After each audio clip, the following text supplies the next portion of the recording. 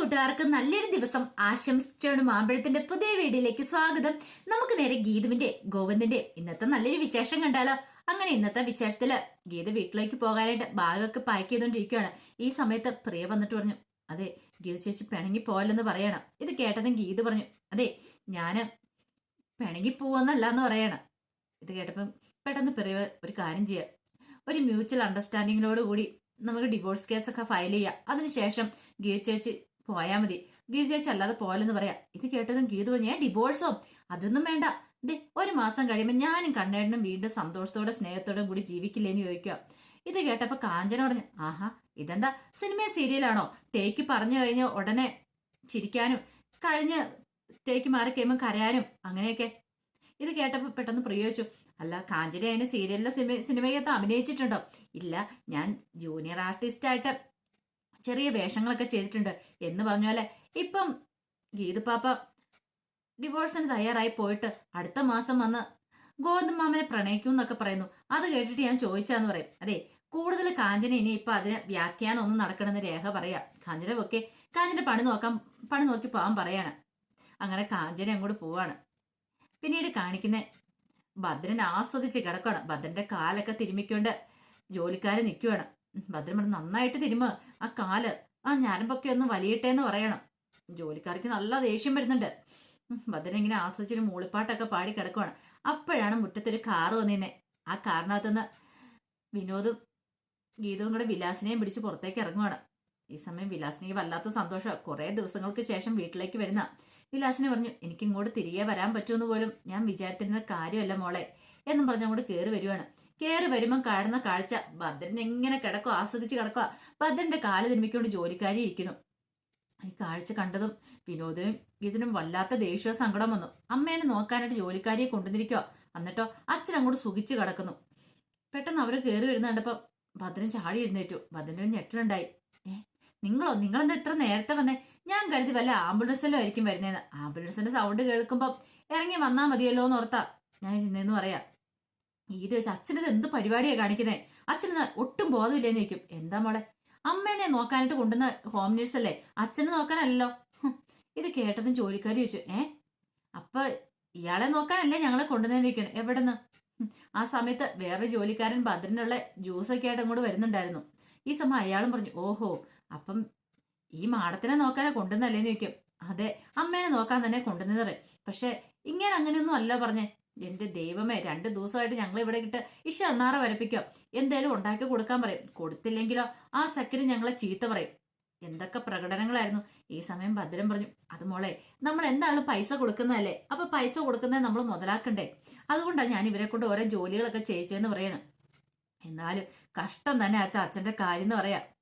പിന്നീട് വിലാസിനെയും പിടിച്ചുകൊണ്ട് നേരെ മുറിയിലേക്ക് പോവാണ് ഗീതവും വിനോദും കൂടെ. വിലാസിനിക്ക് സങ്കടമൊക്കെ വന്നു. പക്ഷെ വിലാസിനെ അതൊന്നും മൈൻഡ് ചെയ്തില്ല. കാരണം വിലാസിനിക്ക് അറിയാം ഭദ്രന്റെ സ്വഭാവം എന്താ ഏതാന്നൊക്കെ. അങ്ങനെ മുറിയിലേക്ക് കൊണ്ട് കിടത്തി കഴിഞ്ഞപ്പോ ഗീത പറഞ്ഞതേ, വിനോദ നീ ഒരു കാര്യം ചെയ്യ, ഇനിയിപ്പൊ നീ വീട്ടിലേക്ക് പൊക്കോളം പറയണം. അല്ല എവിടെ പോകുന്നവരെ ചേച്ചി പറഞ്ഞേ? അല്ല പ്രിയമോളുടെ അടുത്ത് 2 ദിവസം പോയി നിന്നോ, ഒരു 3-4 ദിവസം കഴിഞ്ഞിട്ട് ഇങ്ങോട്ട് വന്നാൽ മതി എന്ന് പറയാം. ഞാനിവിടെ ഉണ്ടല്ലോ ഒരു 3-4 ദിവസത്തേക്ക്. ഭദ്രൻ ചോദിച്ചു, നീ ഇവിടെ ഉണ്ടോന്ന് ചോദിക്കണം. അതെ ഞാനിവിടെ ഉണ്ട്, അതുകൊണ്ട് വിനോദ് പോയി നിന്നോട്ടെ എന്ന് പറയാം.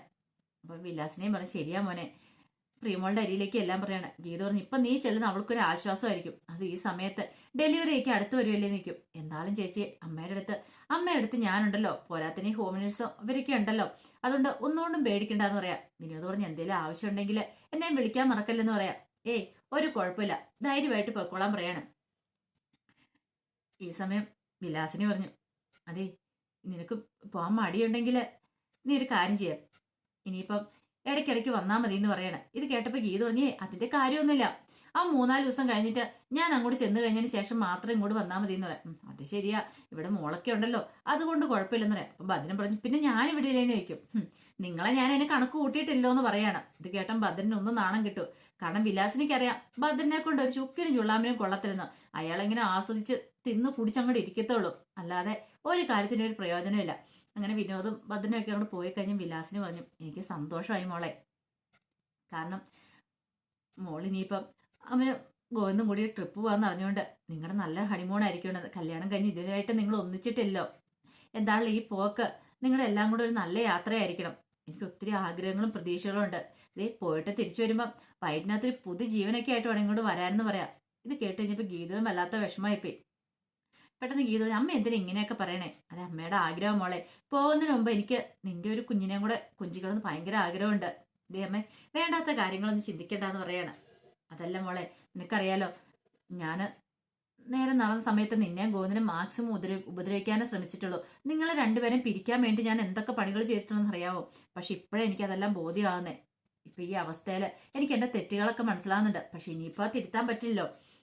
പക്ഷെ എന്നെ കൊണ്ട് ചെയ്യാൻ പറ്റുന്ന സഹായമൊക്കെ ഞാൻ ചെയ്തു തരും. അതുകൊണ്ടാ പറഞ്ഞ് നിങ്ങൾ എത്രയും പെട്ടെന്ന് പോക്കോ, എന്നെ ഇവിടെ നോക്കാൻ ആളുണ്ടല്ലോ എന്ന് പറയാം. പിന്നെ ഒരു കാര്യം പ്രത്യേകം ശ്രദ്ധിക്കണം, നിന്റെ അച്ഛനുണ്ടല്ലോ, അച്ഛനെ സൂക്ഷിക്കണമെന്ന് പറയാണ്. കാരണം അച്ഛൻ ഒരു കാരണവശാലും അറിയാൻ പാടില്ല നിങ്ങൾ പോകുന്ന കാര്യം എന്ന് പറയാം. അപ്പൊ ഗീത പറഞ്ഞു ഇനി എന്ത് ചെയ്യും? അച്ഛൻ ഒതുക്കാനുള്ള വഴിയൊക്കെ ഞാൻ പറഞ്ഞുതരാന്ന് പറയാണ്. പിന്നീട് ഗീതന്റെ മുന്നേ കുറച്ച് കാര്യങ്ങളൊക്കെ കുറച്ച് തന്ത്രങ്ങളൊക്കെ വിലാസിനെ പറഞ്ഞു കൊടുക്കുന്നുണ്ട്. എല്ലാം കേട്ട് കഴിഞ്ഞപ്പോൾ ഗീതുവിന് സന്തോഷമായി. ശരിയെന്ന് പറയണേ. ഗീത പിന്നീട് ഗോവിന്ദനെ ഫോൺ വിളിക്കുക. ഈ സമയം ഗോവിന്ദൻ ഡ്രൈവ് ചെയ്തോണ്ടിരിക്കുവായിരുന്നു. ഇവളെന്താ പെട്ടെന്ന് വിളിക്കുന്നത്? തന്നെ കാണാതിരിക്കാൻ പറ്റില്ലെന്ന് തോന്നേ, അതുകൊണ്ടാ വിളിക്കണേ. പെട്ടെന്ന് എന്താ ഗീതു, ഞാൻ ഇപ്പൊ തന്നെ അങ്ങോട്ട് വരില്ലേ എന്ന് ചോദിക്കണം. അതൊക്കെ മനസ്സിലായി. അതെ വരുമ്പോ ഒരു കാര്യം ചെയ്യണമെന്ന് പറയാം. എന്ത് കാര്യം? അതൊക്കെ ഉണ്ട്, നീ കാര്യം ആദ്യം പറ. ഒരു 10 കുപ്പി മദ്യം മേടിച്ചോണ്ട് പോകണമെന്ന് പറയാം. 10 കുപ്പി മദ്യമോ? ഇതെന്തിനാ? അതെ നല്ല ബ്രാൻഡ് തന്നെ വേണം എന്ന് പറഞ്ഞിട്ടുണ്ടെങ്കിൽ നല്ല കൂതറ സാധനമൊന്നും മേടിച്ചോണ്ട് വരില്ല, നല്ല വില കൂടിയ സാധനം തന്നെ മേടിച്ചു. കാരണം ചങ്കും കരളൊന്നും വാടിപ്പോത്ത ടൈപ്പ് വേണം. ഇത് കേട്ടതും ഗോവെന്ന് പറഞ്ഞു അത് കൊള്ളാലോ, ഞാൻ വാങ്ങിച്ചോണ്ട് വന്നേക്കാൻ മോളെന്ന് പറയാണ്. അല്ല പിന്നെ ഒരു കാര്യം, അതിപ്പോ അങ്ങോട്ട് വരും മേടിക്കണം, നമ്മൾ പോകുന്ന വഴിക്ക് മേടിച്ചാൽ പോരെ നിൽക്കും.